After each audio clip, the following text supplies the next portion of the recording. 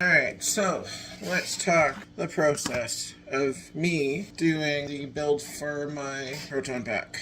It was a grueling process. It was a little bit of touch and go. So here's the before stages, before I got to where I am now. So the before stages, the first mod I did was the ion arm, and then the ribbon cable, which were pretty minor. And after that, I got a whole bunch of cosmetics. The lenses for the cyclotron and the power cell, the V-hook, a new loom cable, because the one that Spirit stock comes with is pretty stiff, so if you can manage to find a half-inch loom that you can put in place of that one, I would suggest replacing it. I did get a whole bunch of cabling for it, and I added a few cabling to it myself, around where the ion rod goes. I still have to attach the bottom because it is broken. And I added a thin piece of, I think it was a 1/8 loom or something like that, where the green cable goes on the spare pack. And then I got stickers glued over where the speaker hole is. And then eventually I sanded it out a whole bunch of times, glued it a whole bunch of times, sanded it again a whole bunch of times.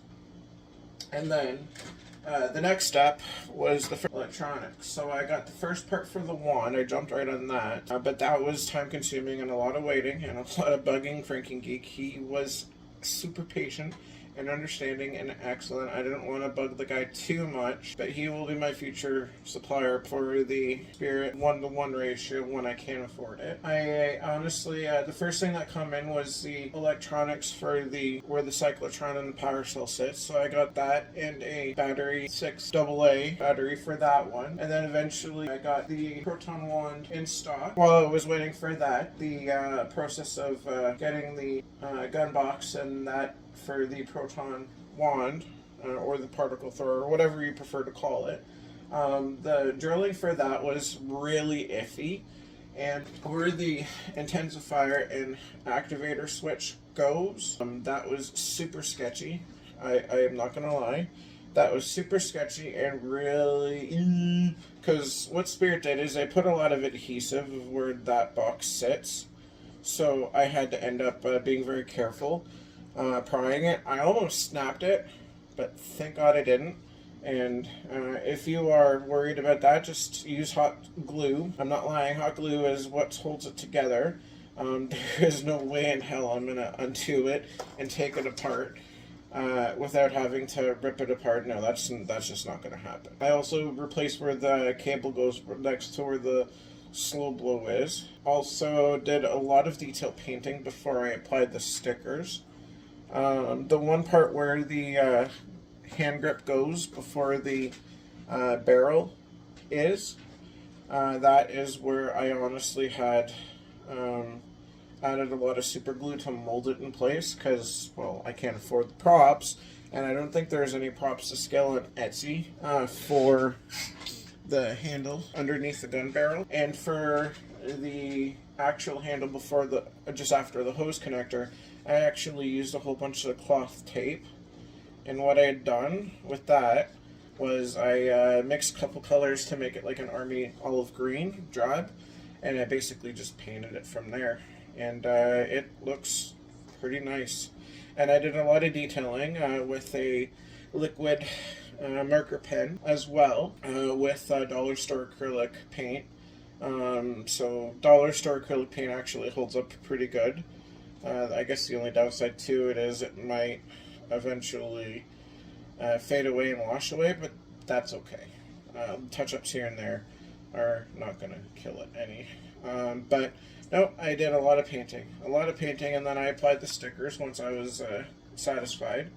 And then where the hose connector is supposed to connect with the proton pack, I actually added a couple details. So if I wanted to put it on a hook, because in the movies Egon uses zip ties and then just clips it that way, I just found something where I could put a little tab in the bottom part right before the barrel handle, so it can just simply go on a lanyard and stick that way. As well, just a minor detail of a clippered makeshift printout that I did. and I just encased it in hot glue around there, just to give it that added detail, because if you remember in the Ghostbusters, the video game, they actually had that detail attached to the hoses. And that, as far as it goes, and then the next step was to get the motherboard. So I used a 1/4 inch plexiglass, and then eventually I got the Alice frame, basically, and then I got it all together, everything painted, yada yada yada, and then the stickers were the last basically thing to add on there, and then the add-on that is not accurate to the movie was the gizmo belt idea, where I had a makeshift gizmo belt tie-in to the pack, because in the movies the gizmo belt's just there. It doesn't really reflect the artistic idea of how it incorporates the gizmo belt.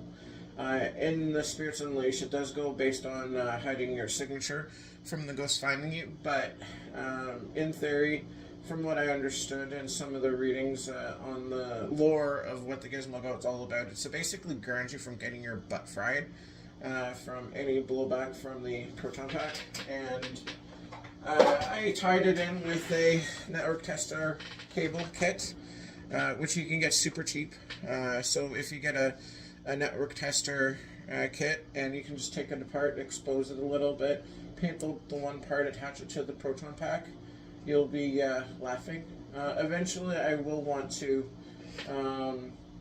find a way to put a trap on there, like some people put it right next to the power cells, where I did put a portion of the gizmo pack on there. But as far as it stands, I'm pretty satisfied with it. I mean, every so often I do add some details, like I did get color film for thickening the ion, or for thickening the power cell and where the cyclotron lights go. But as far as that goes, yeah, that's pretty much it. And I am eventually working on the slime blower attachment, but that is another day, another dime, another dollar, and I'm just looking for resources and time and effort and energy to be putting on that. I will eventually, it's just right now, it is what it is. Yeah, so that's the explanation on my proton pack thus far. I hope you are enjoying, and I hope you have a good day. Spanky out.